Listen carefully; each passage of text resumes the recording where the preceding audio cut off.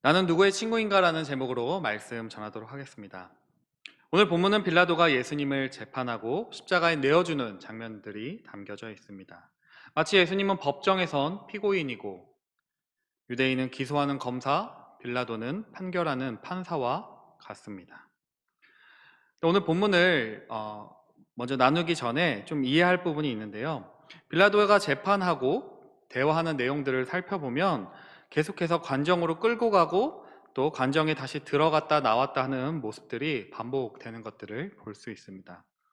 그 빌라도의 관정을 중심으로 예수를 신문하기 위해서 들어오고 또 밖으로 나가 유대인들과 대화하는 장면이 번갈아 등장합니다.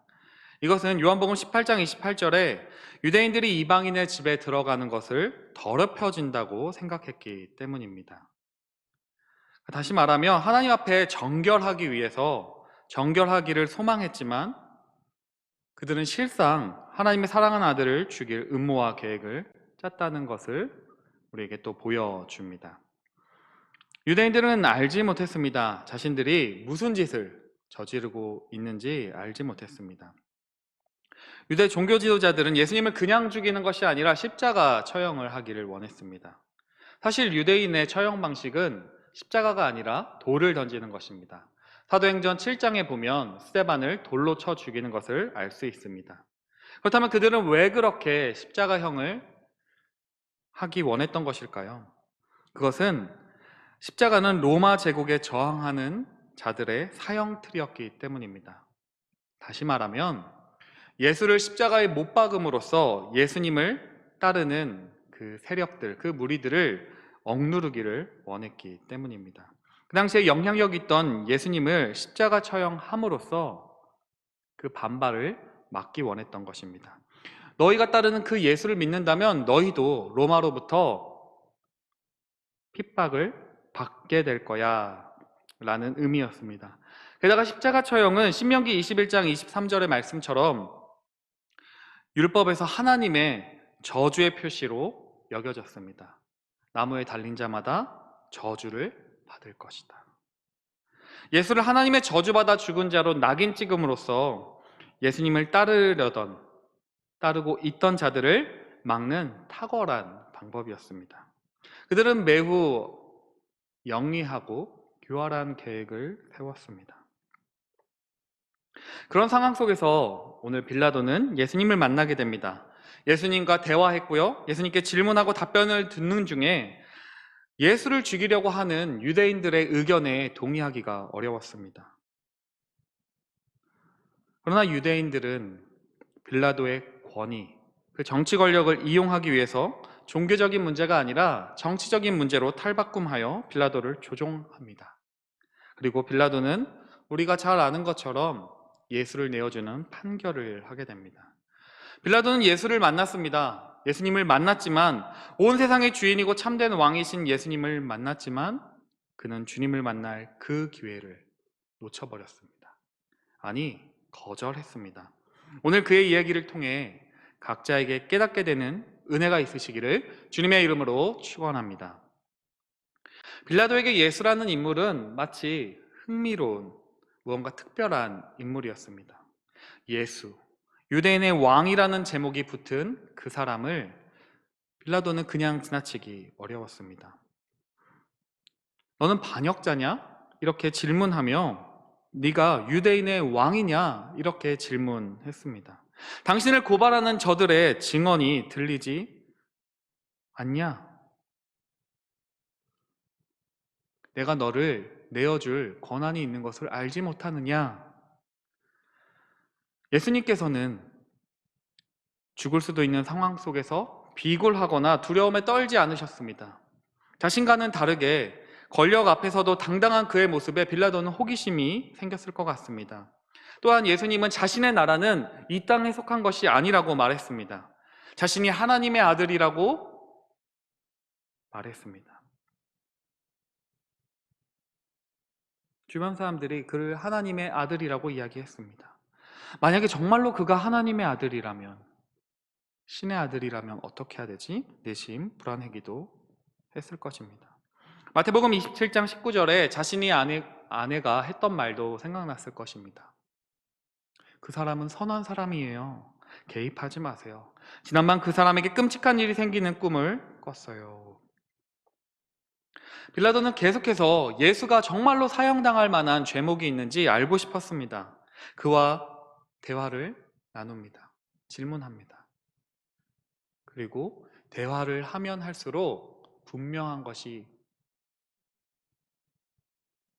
생겼습니다.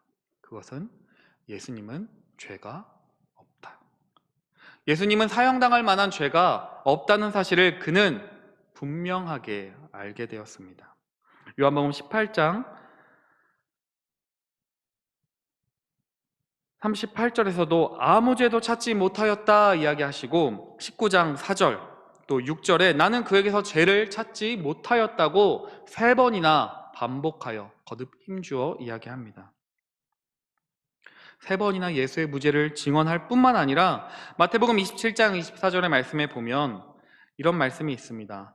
빌라도가 아무 성과도 없이 도리어 밀란이 나려는 것을 보고 물을 가져다가 무리 앞에서 손을 씻으며 이르되 이 사람의 피에 대하여 나는 무죄하니 너희가 당하라. 나는 이 사람의 이 죄에 대해서 무관하다. 그러니 너희가 책임을 지라고 이야기합니다. 그러나 빌라도는 아무리 자신의 그 손을 씻었지만 그 자신의 책임을 면하기는 어려웠습니다. 빌라도는 예수를 놓아주려고 애를 썼습니다. 그러나 그의 뜻대로 되지 않았습니다. 빌라도는 예수님께 질문합니다. 진리가 무엇이냐? 이 말은 진리가 뭐 그리 중요하냐? 농담일 수도 있고요. 진리를 찾는 것이 어렵다. 진리가 무엇이냐? 정말로 진리를 알 수 있다고 생각해? 심각한 의미이기도 합니다. 그러나 이 물음으로 진리가 무엇이냐라는 이 질문으로 빌라도는 자신이 진리를 모르는 자임을 증언하고 있습니다. 자신이 진리가 아니라 어둠에 속한 자임을 보여주고 있습니다. 왜냐하면 진리가 눈앞에 있었기 때문입니다. 진리가 무엇인지도 진리가 누구인지도 모르는 빌라도가 진리이신 예수 그리스도를 심판하고 있는 모순적인 역설적인 상황이었습니다. 요한복음 14장 6절에서 이렇게 이야기합니다. 내가 곧 길이요 진리요 생명이니 나로 말미암지 않고는 아버지께로 올 자가 없느니라. 우리는 알고 있습니다. 예수님께서 진리라는 사실을 알고 있습니다. 그러나 빌라도는 알지 못합니다. 요한복음 18장 37절에 무릇 진리에 속한 자는 내 음성을 듣느니라 말씀하십니다. 나에게 속한 자는 내 음성을 듣는다. 주님이 말씀하십니다. 그렇다면 빌라도는 주님께 속한 자가 아닙니다. 예수님이 죄가 없다는 사실을 알았지만 예수님이 하나님의 아들이시자 우리가 따라야 할 참대 왕이라는 사실을 빌라도는 알지 못했습니다. 이 땅에서뿐만 아니라 영원히 심판하실 분이라는 사실도 알지 못했습니다. 여러분과 저는 예수의 음성을 듣고 계십니까? 우리가 예수의 음성을 듣지 못한다면 우리가 예수님께 속하지 않았다는 반증이 됩니다. 여러분과 제가 예수님께서 우리의 진짜 왕되심을, 심판주이심을 믿고 계십니까? 머리로는 안다고 하지만 눈앞에 예수를 보고도 예배당에 오고서도 교회를 다니지만 그 예수를 모르고 계시지는 않으십니까? 여러분과 제가 예수 그리스도를 온전히 알 수 있는 은혜가 있기를 거룩하신 주님의 이름으로 축원합니다. 빌라도는 계속해서 갈등합니다. 요한복음 18장 29절에 무슨 죄로 이 사람을 고발하는 것? 31절 너희가 그를 데려다가 너희 법대로 재판하라. 너희의 법대로 재판하라. 38절 그에게서 아무 죄도 찾지 못하였다. 나는 그 사람에게서 어떤 죄도 찾지 못했다. 이 사람은 무죄하다 증언합니다. 어떻게든 풀어주려고 애를 쓰는 것 같습니다. 39절에 죄수 한 명을 사면해주는 관례가 있으니 예수님을 놓아주면 어떠한가 유대인들에게 제안합니다. 그러나 빌라도는 당시 이 총독으로 부임된 지 얼마 되지 않았습니다.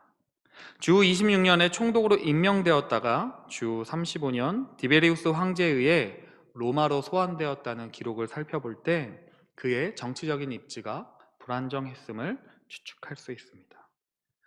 다시 말해 이스라엘을 잘 다스리도록 보내받았는데 폭동이 일어나게 되면 자신이 가진 권력을 잃어버릴까 봐 두려워했다는 말입니다.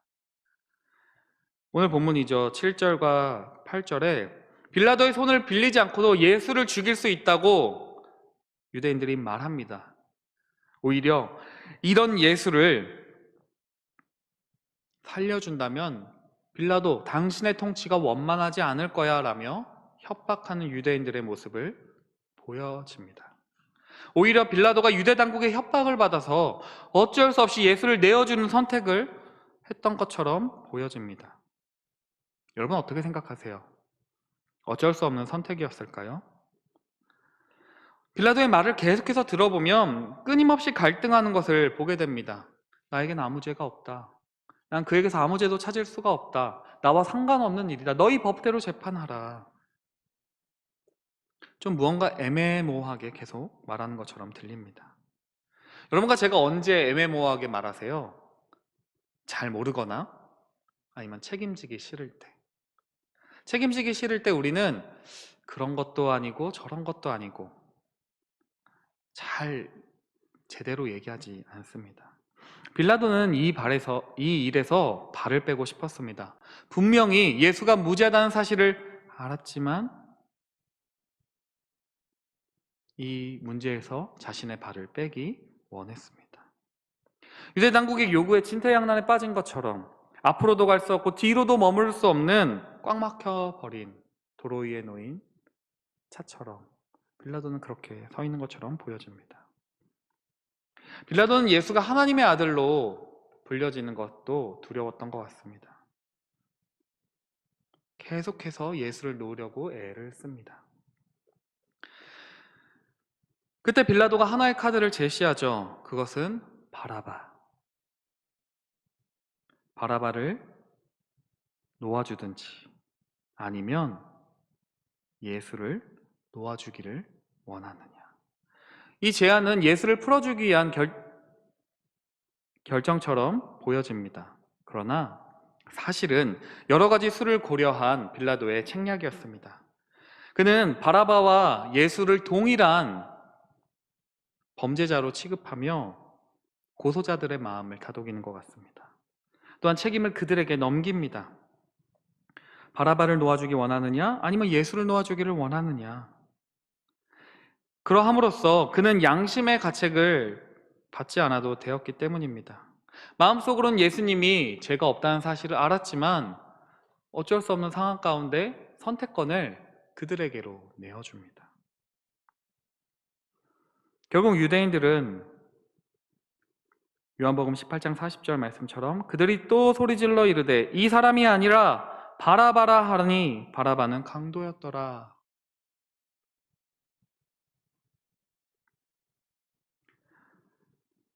빌라도의 계획대로 흘러가지 않았습니다.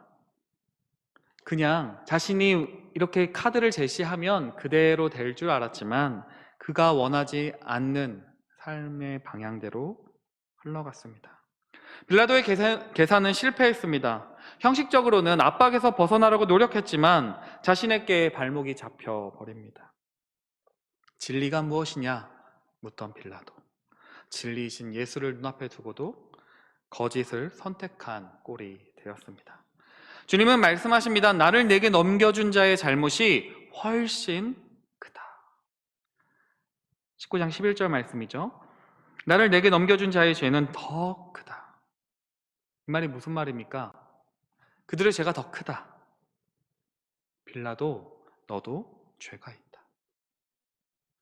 빌라도의 죄는 무엇입니까? 그것은 진리를 외면한 것입니다. 그는 스스로 자신의 권한과 책임을 입 밖으로 내고 있습니다. 10절 말씀인데요. 빌라도가 이르되 내게 말하지 아니하느냐? 내가 너를 놓을 권한도 있고 십자가에 못 박을 권한도 있는 줄 알지 못하느냐? 예수님이 말씀하시죠. 너의 권한은 하늘에서 주신 것이다. 나는 너희들에 의해서가 아니라 하나님에 의해서 내가 스스로 선택하여 십자가에 달리는 것이다. 위에서 주지 아니하셨더라면 나를 해할 권한이 너에게 없다. 만약에 빌라도가 나는 그에게서 아무 죄도 찾지 못하노라 그 말로 끝냈다면 어땠을까요? 빌라도는 계속해서 머뭇거립니다. 진리이신 예수님이 눈앞에 있습니다. 예수님을 눈앞에서 보고 계십니다. 그러나 그는 문 앞에서 돌아가는 자의 모습을 보여줍니다. 예수를 붙잡을 기회를 스스로 걷어차고 있음을 보여줍니다. 예수가 무죄하다는 사실을 알고도 계속해서 갈등합니다. 끊임없이 갈등합니다. 사랑하는 성도 여러분, 여러분과 저의 신앙생활은 어떠하십니까? 이만하면 신앙이 좋다고 생각하십니까? 오늘만, 여기까지만 내가 통제할 수 있다고, 내가 짓고 있는 그 작은 죄를 통제할 수 있다고 생각하십니까? 이 정도면 괜찮다고, 나 정도면 그래도 신앙생활 거룩하게 잘하고 있는 것 같다고 스스로 합리화하고 계시지는 않으십니까? 내가 원하면 언제든지 쉽게 벗어버릴 수 있는 그 작은 죄들, 그 죄가 무엇인지는 모르지만 주님과 나의 사이를 틈이 벌어지게 하는 그 작은 죄들, 그것이 언젠가 나를 넘어뜨리게 될지도 모릅니다. 빌라도는 끊임없이 그 예수님 앞에서 무죄하다는 사실을 알고도 조금씩 유대인들에게 그 자리를 내어줍니다. 우리는 하나님이 원하시지 않는 일들을 하면서 갈등합니다. 고민합니다. 왜 갈등하죠? 그 말씀에 순종하기 싫으니까요. 끊임없이 하나님이냐 세상이냐 놓고 저울질합니다. 여러 가지 수많은 이유들을 갖다 댑니다. 그러나 주님 앞에서 변명이 될 뿐입니다. 왜냐하면 주님은 우리의 심령과 그 깊은 마음을 알고 계시기 때문입니다. 하나님의 말씀이 옳다는 사실을 알고도 하나님의 뜻과 어긋나는 말과 행동을 한다면 그것은 분명히 죄입니다. 혹시 여러분과 저는 하나님이 기뻐하지 않는다는 사실을 알고도 반복해서 짓고 있는 죄가 있으십니까? 혹시 그런 죄가 있다면 오늘 이 밤에 끊어내실 수 있기를 거룩하신 주님의 이름으로 축원합니다. 빌라도는 예수를 풀어주기 위해서 애를 쓰는 것 같습니다. 갈등합니다. 정말 애를 씁니다. 그러나 이 말에 무너집니다. 12절 말씀인데요. 이러함으로 빌라도가 예수를 놓으려고 힘썼으나 유대인들이 소리질러 이르되 이 사람을 놓으면 가이사의 충신이 아니니이다. 무릇 자기를 왕이라 하는 자는 가이사를 반역하는 것이니이다. 빌라도를 굴복하게 만든 그 한마디 말은 이 사람을 놓으면 가이사의 충신이 아니라는 말입니다. 여기서 충신이라는 말을 영어 성경에는 You are no friend of Caesar, 가이사의 친구가 아니다. 가이사의 친구라는 말은 황제의 편에 선, 황제에 협력하는 사람들을 가리키는 표현입니다. 황제의 친구가 되면 그로 인해서 모든 지위와 권력과 부귀영화가 따라옵니다. 가이사의 친구가 아니라는 그 말은 그가 가이사로 인해서 누렸던 모든 지위와 권력과 부귀영화를 내려놓아야 한다는 말입니다. 예수를 풀어주면 당신은 가이사에게 반역하는 자입니다. 가이사의 친구가 더 이상 아닙니다. 그의 그 말에 빌라도는 더 이상 질문하거나 증언하지 않고 예수를 놓아줍니다. 예수를 유대인들에게 내버려 둡니다. 누가복음 23장 12절 말씀에 헤롯과 빌라도가 전에는 원수였으나 당일에 서로 친구가 되니라.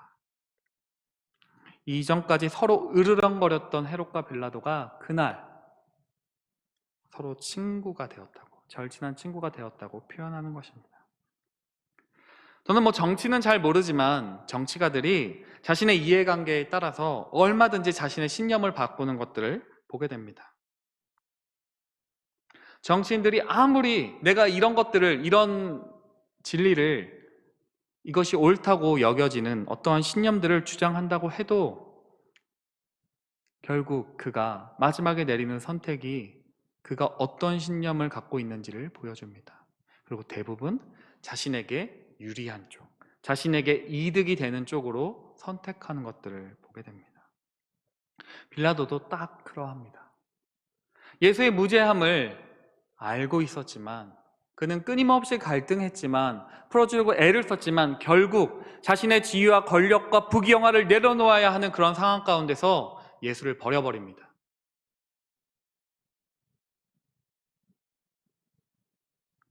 그리고 그전에는 으르렁거렸던 헤롯과 똑같은 선택을 합니다.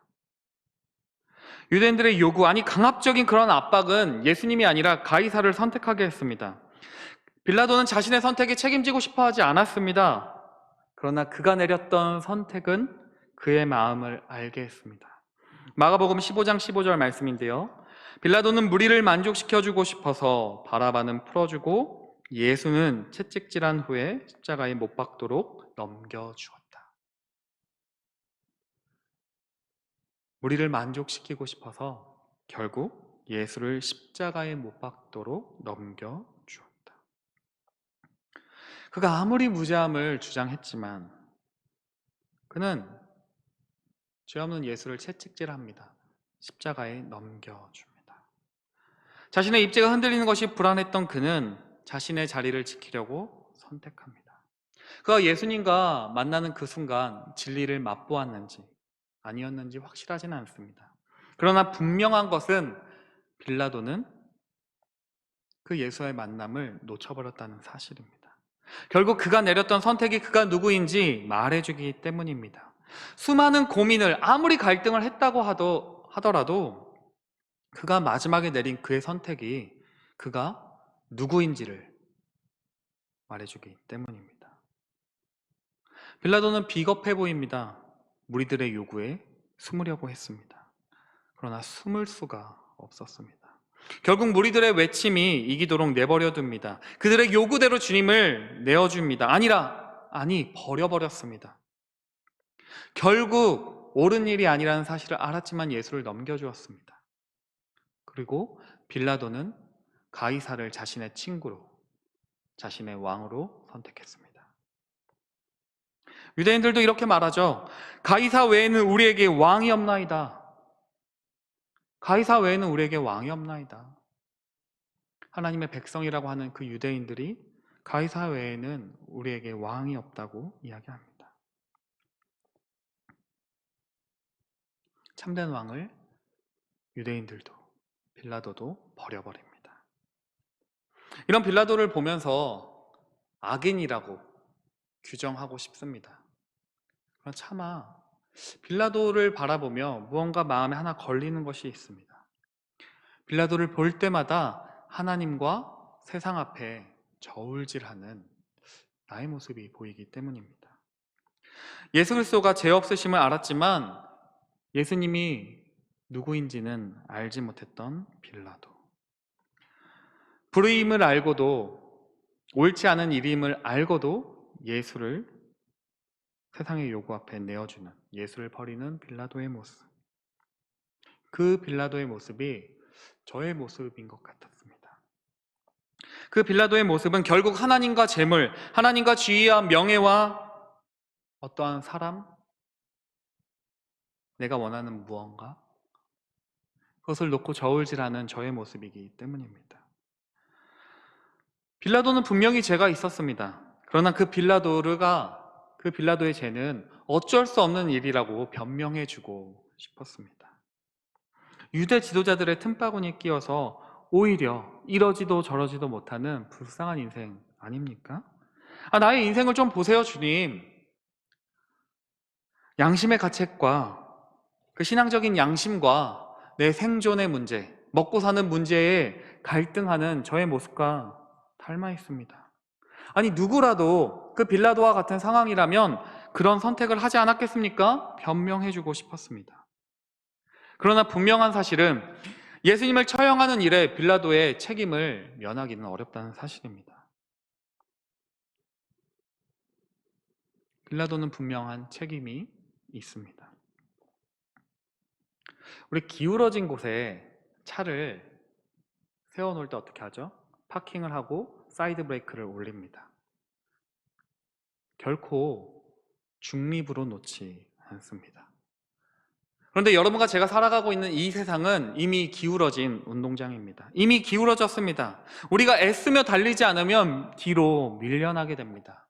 우리의 신앙도 똑같습니다. 하나님을 향하여 달려가지 않는다면, 하나님을 우리가 적극적으로 붙잡지 않는다면 우리는 계속 세상의 물결에 뒤로 밀려날 뿐입니다.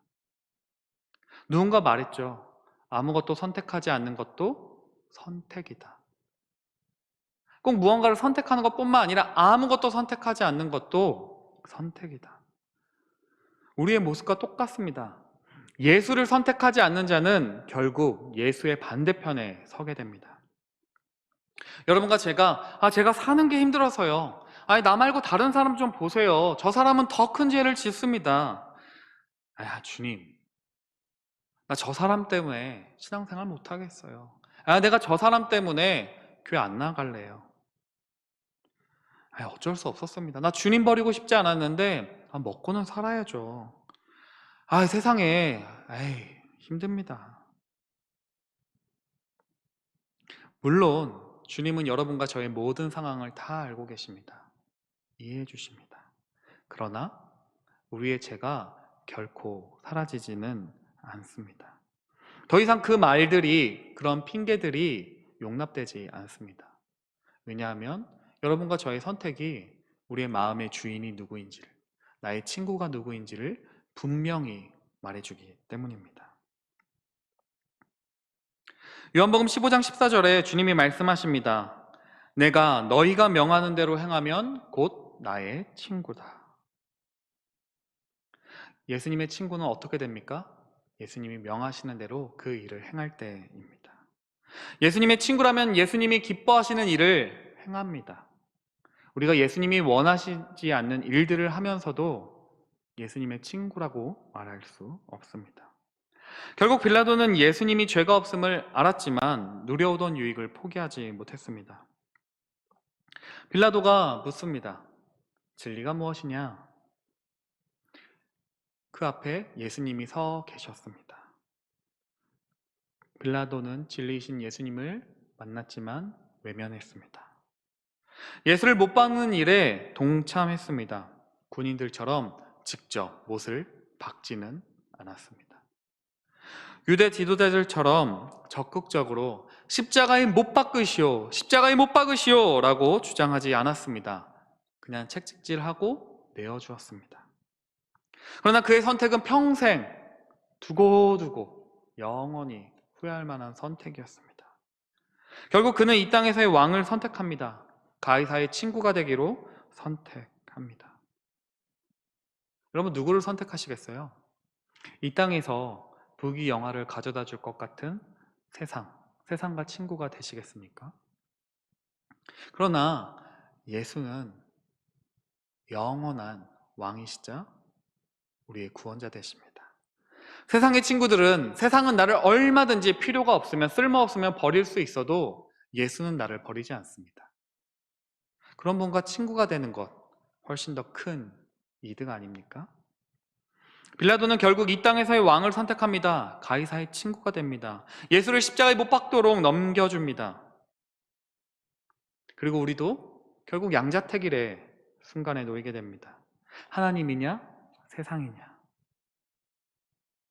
우리가 아무리 고민하고 갈등한다고 해도 마지막 순간에 그 세상의 것들을 택한다면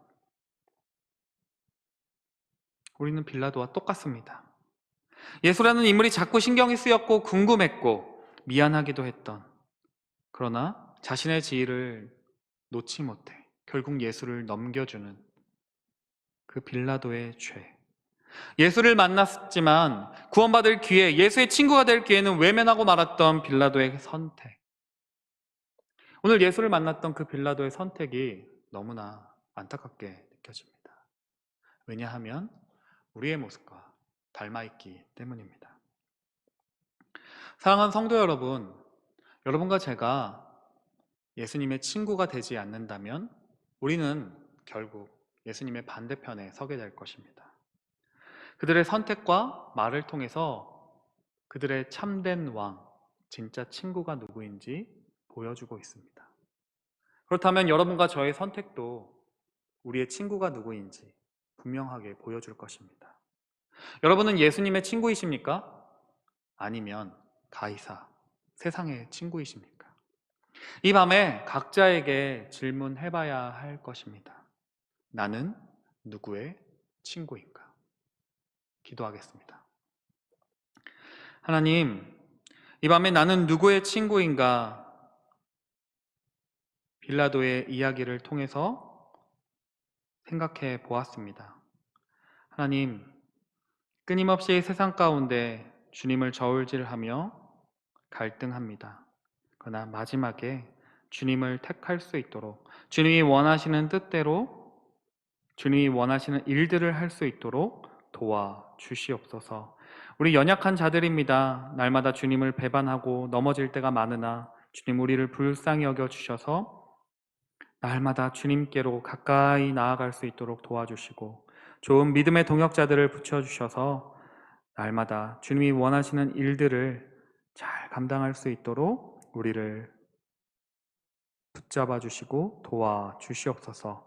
모든 것 주께 감사드리며 우리의 친구 되신 예수님의 이름으로 기도합니다.